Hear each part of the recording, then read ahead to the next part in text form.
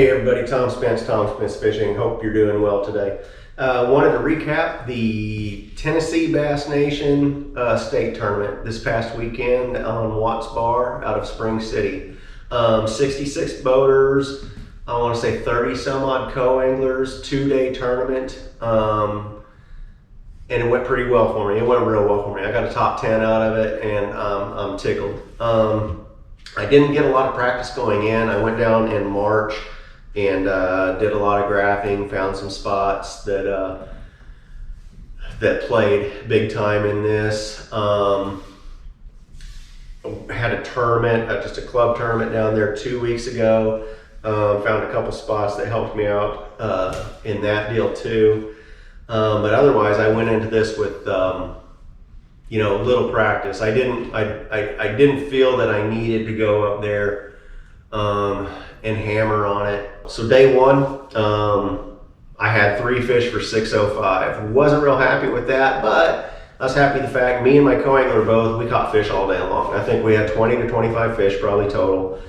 We had 5 keepers between us. I finished day one in 27th place out of 66. And I was 3 pounds out of 14th, which going into this, 14th place was my goal, or better, of course, but minimum of 14th place.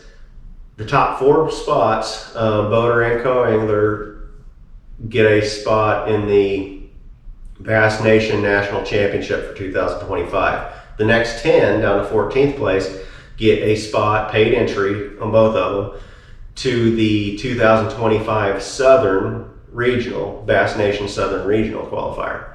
So that was my goal. So I was sitting, like I said, 27th place after day one, but I was only 3 pounds back of where 14th was. And I felt pretty confident that I could make that up. The spot that I finished on day one, we were catching fish. It was on wood and 1 to 3 feet, and I knew there was also some grass there, going out from like 4 to all the way to 10 feet. And the next day we were supposed to get a pretty good cold front. I felt that any fish that would pull out with that grass. He reverses the takeoff order on day 2. So I'm number 1. The spot that I finished on day 1 was only, I think 3 miles from the ramp, and that's where I was headed. We went there, immediately started catching fish. My lost one right away, and within 15 minutes of getting the spot, I had, within a half hour starting, I think I had 2 in the live well. By 9 o'clock, I had 4 in the live well. By 11 o'clock, I had my limit, and we were catching lots of fish in between. I think I cranked my big motor 4 times that day. The only move we made during the day was about 300 yards. And we moved to a little stump field and spawning pocket. My caught a nice keeper there. And then we cranked it again and moved back to our starting spot in that grass and wood, and we just milked it and milked it and milked it. I didn't feel like I needed or wanted to leave fish to find fish. I knew there was a lot of fish in this area. I just had to work through some short fish, but I knew, we would both have limits there, and we did. My co-angler had a limit. He jumped up from 11th to 5th place for the tournament. I had a limit of, I netted 1151, I think. I had over 12 pounds, but I hooked one of those girls deep in the throat. She ended up dying in the live well, so took a penalty there. I ended up with 1151 and I think 1756 for the tournament, which put me in 9th place. Being able to climb from 27th to 9th, that felt really, really good.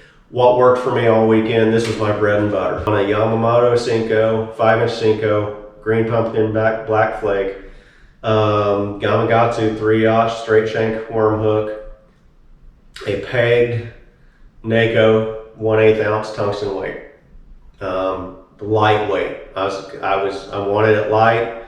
I wanted the fall to be a little bit slower. I wanted the tungsten so I could really feel what was down there, and I'd throw it out there and I would count rocks. I was working it pretty slowly.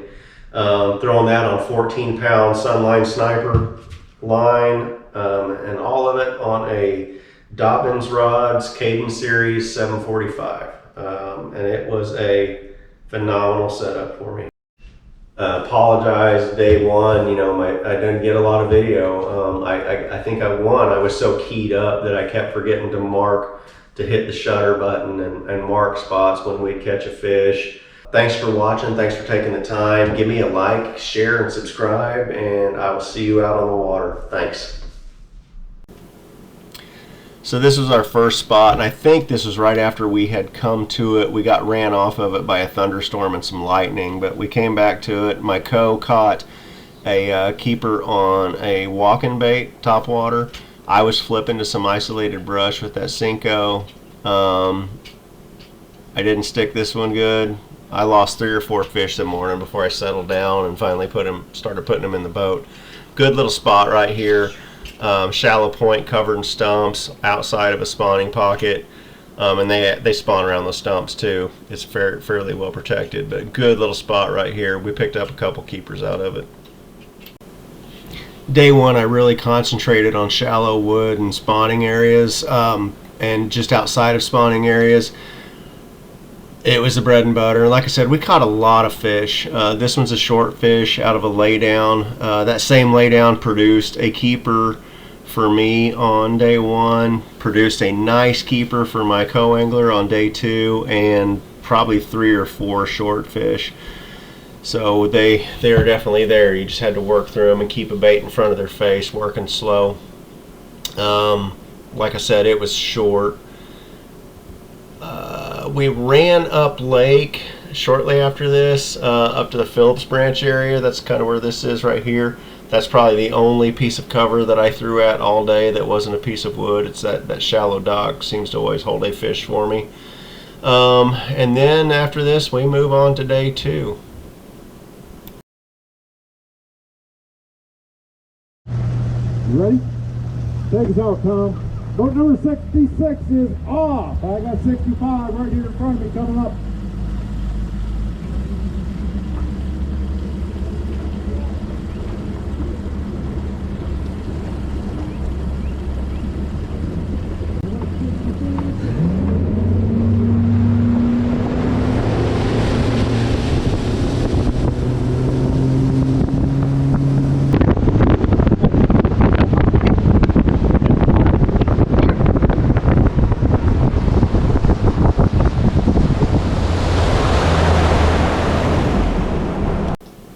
So this was within just a few minutes of getting to our first spot. I missed one here.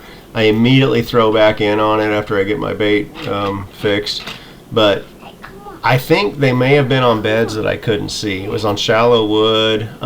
They kind of acted sometimes like they were on beds. You know, like maybe picking it up by the tail and carrying it off, and then I'd pitch back in, and then they would eat it. But, you know, just goes to show you, throw back in on it. Always follow up your cast if you miss one. Get that bait back in front of their face, especially when they're on cover, you know, because they're going to move back in on that cover pretty quickly or even right away. And especially if they're on a bed, they're going to move right back to that bed.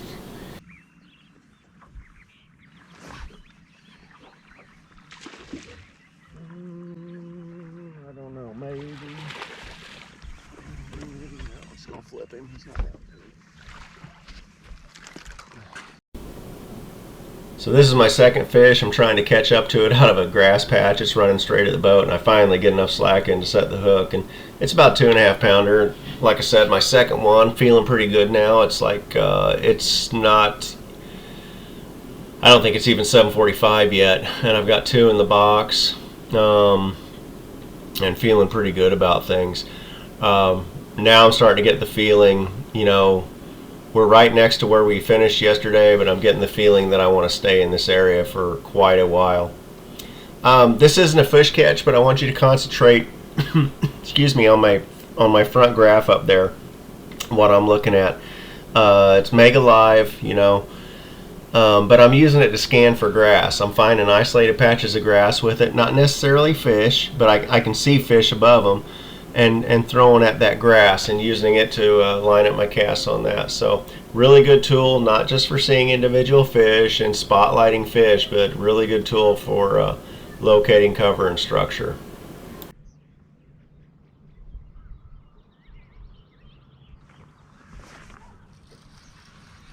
Yes.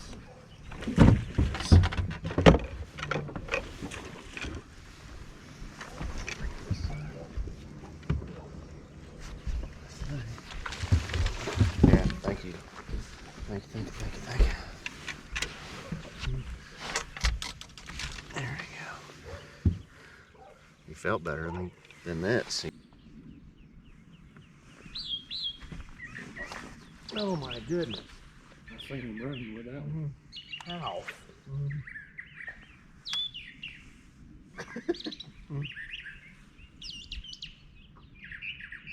Got it again. Thanks. Yep.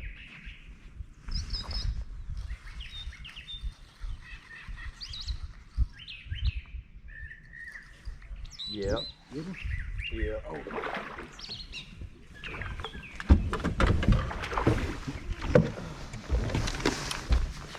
Oh, yes. That's a good one there. Yes. Thank you. Thank you. Thank you. There we go.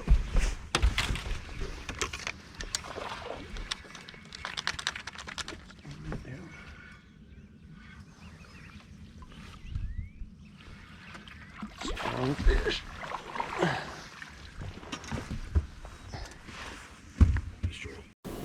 This is my 5th keeper here. Hooked her kind of deep and ended up taking a penalty. She died in the live well, unfortunately, but I was able to cull up 2 times after her.